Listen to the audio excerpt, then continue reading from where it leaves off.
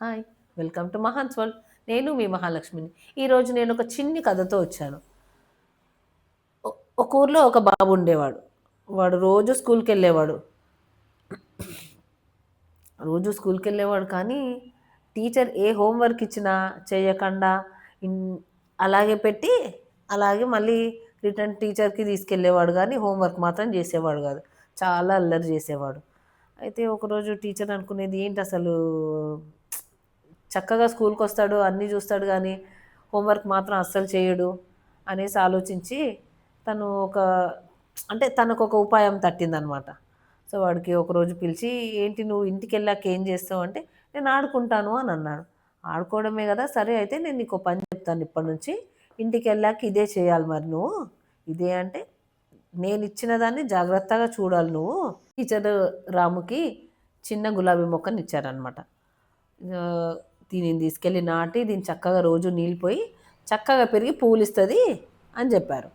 So ఇంటికి వెళ్ళంగానే ఆ మొక్కను నాటి చక్కగా చూసి ఇంకా దాని గురించి మర్చిపోయాడు. నెక్స్ట్ డే మరుసటి రోజు అలాగే స్కూల్కి వచ్చేసాడు, ఇంటికి వెళ్ళాడు. మళ్ళీ ఆ తర్వాత రోజు ఎందుకో సడన్గా చూసేసరికి ఆ మొక్క పాపం వాడిపోవడం మొదలుపెట్టింది. అప్పుడు రాముకి ఆలోచన వచ్చింది, ఏంటి ఇది ఇలా అయిపోయింది, టీచర్ ఇచ్చినప్పుడు చాలా బాగుంది ఇది, ఇప్పుడు ఏంటి ఇలా అయిపోయింది అని మళ్ళీ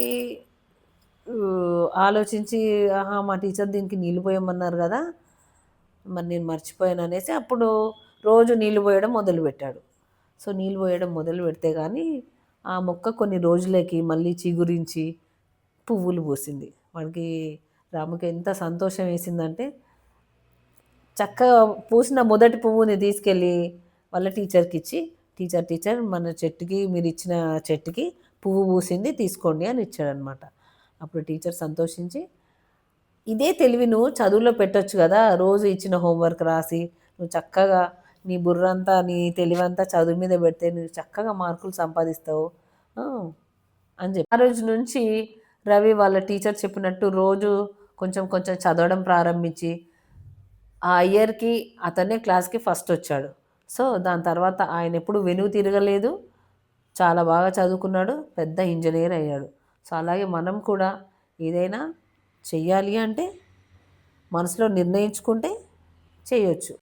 జీవితం అంటే నిన్ను నువ్వు చూసుకోవటం కాదు, నిన్ను నువ్వు రూపుదిద్దుకోవడం. బలమైన కోరికని హృదయంలో నాటుకుంటే విజయం తప్పక సాధిస్తారు. నా కథ నచ్చినట్టయితే please like, share and subscribe my channel.